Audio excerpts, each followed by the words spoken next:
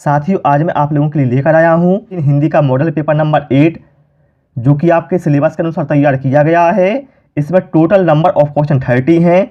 आप सभी लोग 30 में से कितने क्वेश्चन सही करते हैं इसका जो आंसर है वो हमें कमेंट बॉक्स में ज़रूर देना। यहाँ से आपको अंदाज़ा हो जाएगा कि आपकी तैयारी किस तरह से चल रही है। तो स्टार्ट करते हैं प्रश्न क्रमांक 1 से। यहाँ कहा गया है विद्यार्थी में कौन सी संधि है। 4 ऑप्शन है, बताना है विद्यार्थी में कौन सी संधि होगी। तो यहाँ पर राइट आंसर होगा ऑप्शन ए, दीर्घ संधि यहाँ पर हो जाएगी। देखिए यहाँ कहा गया है विद्यार्थी में क्या है, दीर्घ संधि है। ध्यान रखिए दीर्घ संधि में क्या होता है, जब समान स्वरों का मेल होता है, जैसे आ प्लस आ का होगा, ई प्लस ई का होगा, ऊ प्लस ऊ का होगा, तो वहाँ पर दीर्घ संधि होती है। यहाँ पर क्या है, विद्यार्थी मतलब विद्या प्लस अर्थी, तो यहाँ पर क्या है बड़ा आ प्लस यहाँ पर क्या है छोटा आ, तो यहाँ पर क्या है समान स्वरों का मेल हो रहा है, अर्थात यहाँ पर दीर्घ संधि हो जाएगी। ओके। इसके बाद प्रश्न क्रमांक 2, कानन का पर्यायवाची शब्द है। बताना है आपको कानन का पर्यायवाची शब्द क्या होगा। तो आपको बता दें कानन का पर्यायवाची क्या क्या होता है, जंगल, वन, कानन, अरण्य, विपिन, ये क्या है सब जंगल के पर्यायवाची होते हैं। तो यहाँ पर राइट आंसर अपना क्या हो जाएगा, ऑप्शन सी। ध्यान रखिए जंगल, वन, कानन, अरण्य, विपिन, ये सब क्या है जंगल के पर्यायवाची होते हैं। क्लियर। इसके बाद आते हैं हम अगले क्वेश्चन पर। वाक्य विग्रह का अर्थ है। बताना है वाक्य विग्रह का अर्थ क्या होता है। तो साथियों यहाँ पर राइट आंसर अपना क्या हो जाएगा, यहाँ पर राइट आंसर होगा वाक्य खंडों को अलग अलग करके उनका संबंध बताना वाक्य विग्रह का अर्थ होता है। ऑप्शन सी यहाँ पर राइट आंसर अपना हो जाएगा। और आप सभी लोग भी सारे क्वेश्चनों के आंसर देते जाएं और आप लोग देखें कि आपकी तैयारी किस तरह से चल रही है।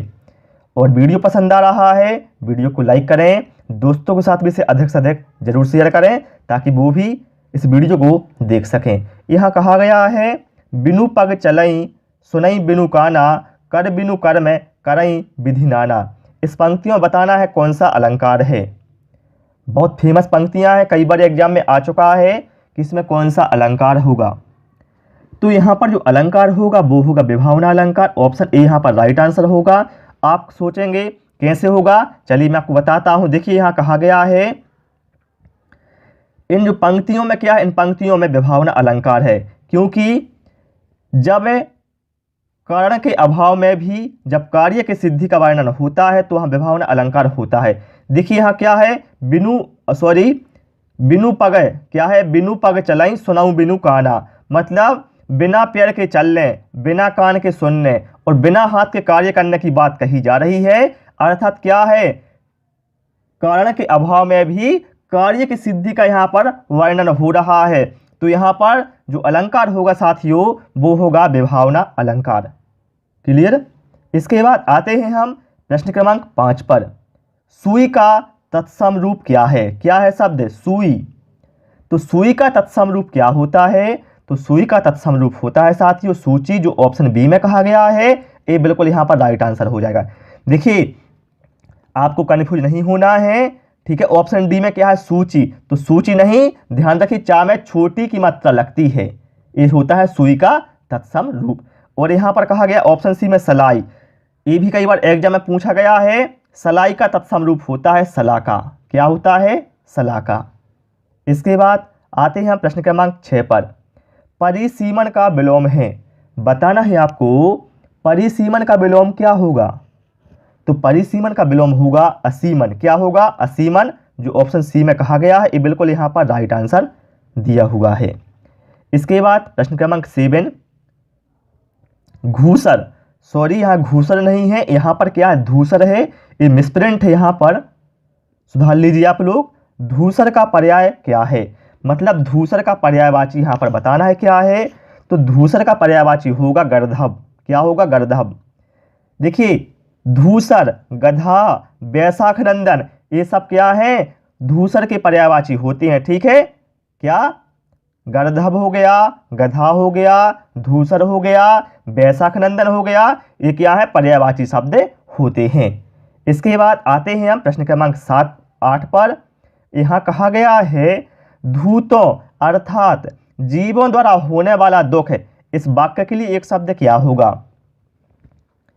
तो धूतों अथवा जीवों के द्वारा होने वाला जो दुख है वो इसके लिए एक शब्द होगा आधिभौतिक, जो ऑप्शन बी में कहा गया, ये बिल्कुल यहाँ पर राइट आंसर हो जाएगा। इसकी हम व्याख्या भी देखेंगे जिससे कि आपको बिल्कुल अच्छे से क्लियर हो जाएगा। देखिए कहा गया है यहाँ पर धूतों अर्थात जीवों द्वारा होने वाला दुख है, इस वाक्यांश के लिए एक शब्द है आधिभौतिक। ठीक है, इसके बाद यहाँ पर क्या कहा गया? आधिदैविक। तो आधिदैविक का अर्थ क्या होता है? आधिदैविक का अर्थ होता है देव अथवा प्रकृति द्वारा होने वाला दुख है, इसके लिए क्या कहेंगे अपन? आधिदैविक।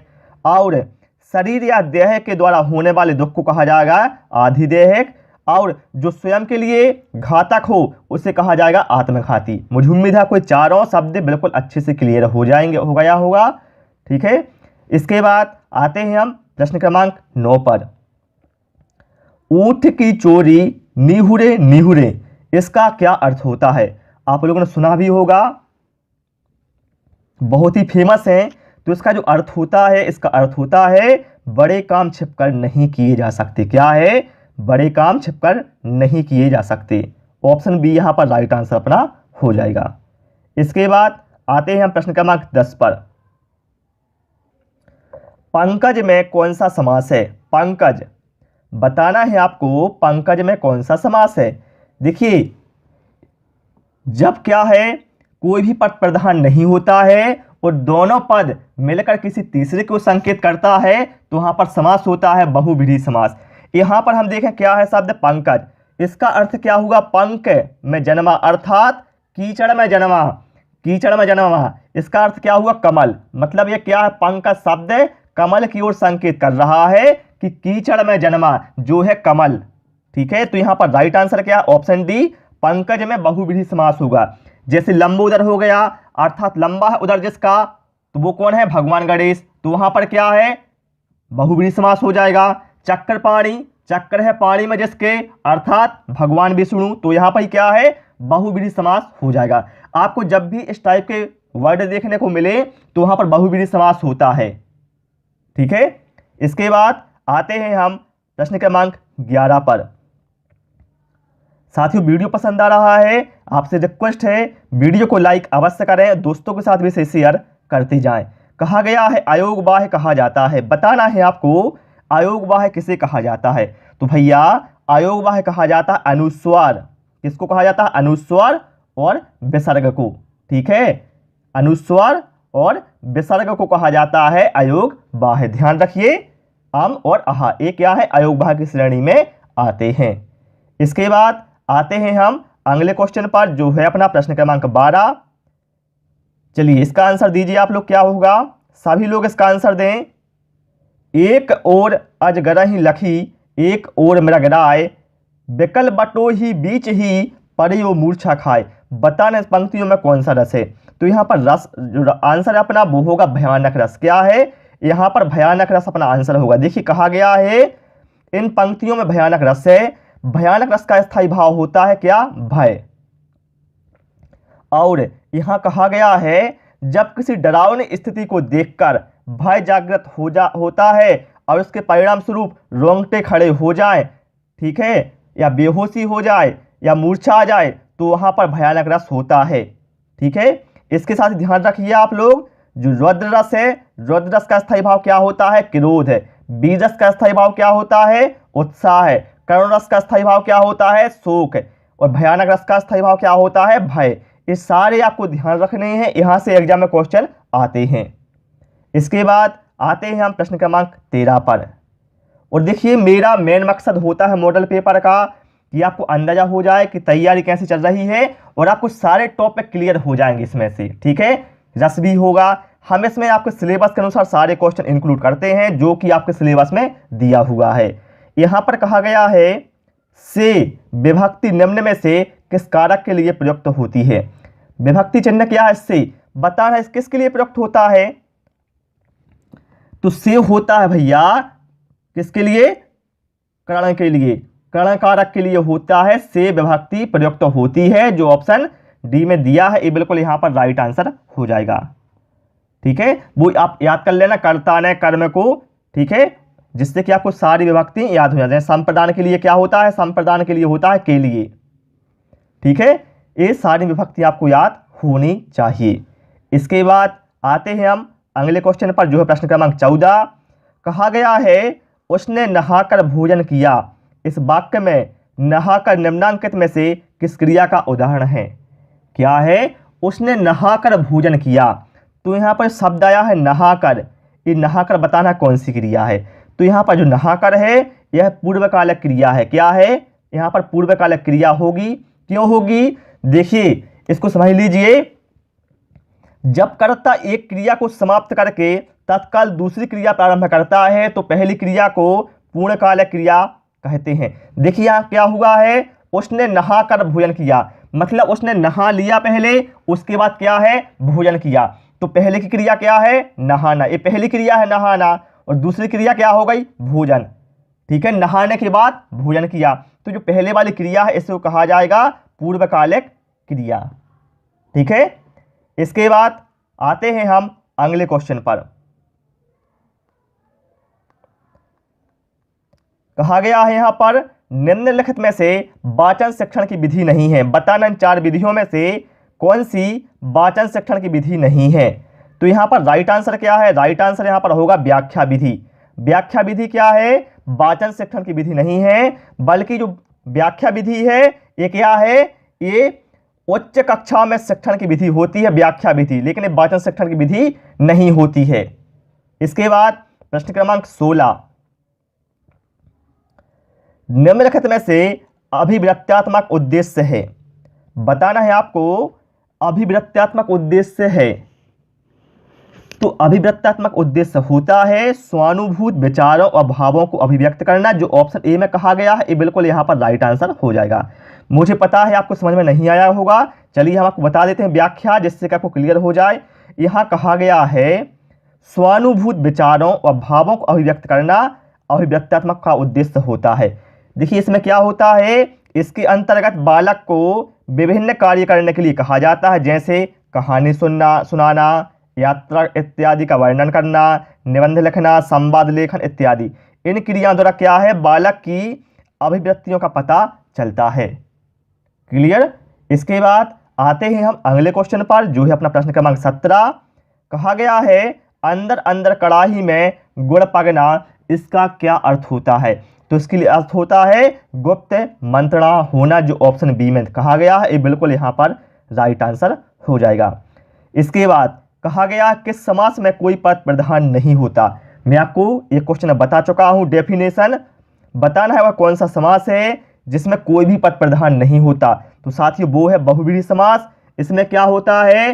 कोई पद प्रधान नहीं होता है, बल्कि दोनों पद मिलकर किसी तीसरे को संकेत करते हैं।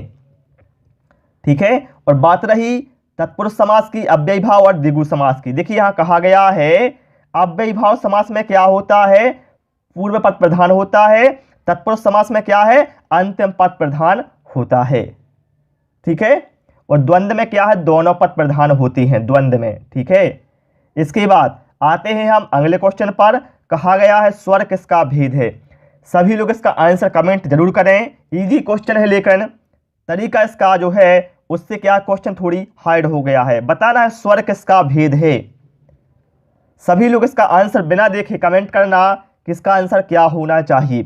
तो स्वर भेद किसका है? वो है वर्ण का। जो ऑप्शन सी में कहा गया ये बिल्कुल यहाँ पर राइट आंसर हो जाएगा। कहा गया है यहाँ पर स्वर हिंदी वर्णमाला की ध्वनियों का विभेद है। हिंदी वर्णमाला में क्या है? ध्वनियां 2 प्रकार की होती हैं, स्वर और व्यंजन। क्लियर? इसके बाद प्रश्न क्रमांक 20। अत्याचार शब्द में उपसर्ग है। बताना है आपको अत्याचार शब्द में कौन सा उपसर्ग होगा। तो यहां पर राइट आंसर होगा ऑप्शन ए। यदि हम देखें यहां पर अत्याचार, इसका विग्रह क्या होगा? अति प्लस आचार। ठीक है, और उपसर्ग क्या है? हमेशा शब्द के आगे लगाए जाते हैं, और प्रत्यय क्या है? पीछे लगाए जाते हैं। तो यहाँ पर जो अति है वो क्या है? उपसर्ग हो जाएगा। ठीक है, इसके बाद आते हैं हम क्वेश्चन नंबर 21 पर। लड़के होकर रोते हैं, यह कथन बताना है कैसा है। देखिए आप लोगों ने सुना भी होगा, जब कक्षा में कोई छोटी कक्षा में कोई बच्चा रोने लगता है तो टीचर क्या कहते हैं? बताओ आप लोग लड़के होकर रोते हो। तो यह जो कथन है वो क्या करता है, वो भाषा को जेंडर की दृष्टि से पढ़ने को बाध्य करता है। ठीक है, इसके जो ऑप्शन सी में कहा गया ये बिल्कुल यहाँ पर राइट आंसर दिया हुआ है। इसके बाद आते हैं प्रश्न क्रमांक 22 पर। कहानी के संदर्भ में कौन सा कथन उपयुक्त लगता है। बताना है आपको कहानी के संदर्भ में आपको कौन सा कथन उपयुक्त लगता है।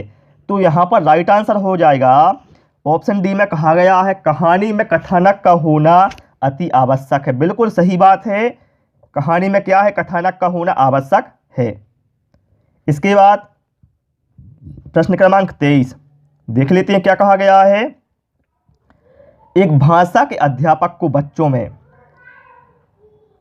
बताना है यहाँ पर कि भाषा के अध्यापक को बच्चों में किस पर बल देना चाहिए।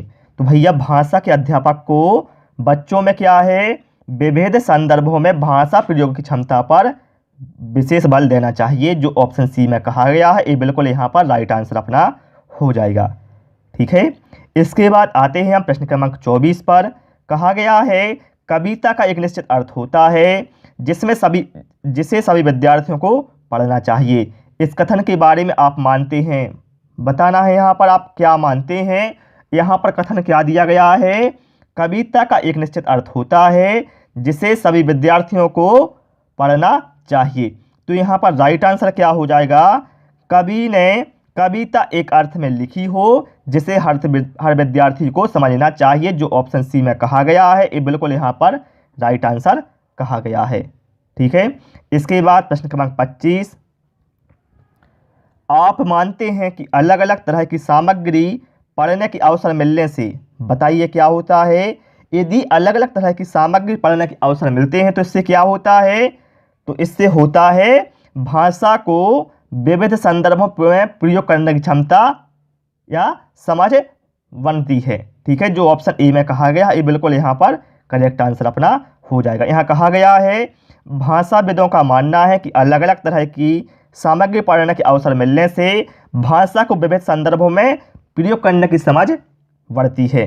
इसके बाद आते हैं हम अगले क्वेश्चन पर जो है अपना प्रश्न क्रमांक 26। यहाँ कहा गया है यदि आपकी कक्षा में दृष्टिबाधित बच्चे हैं तो आप क्या करेंगे।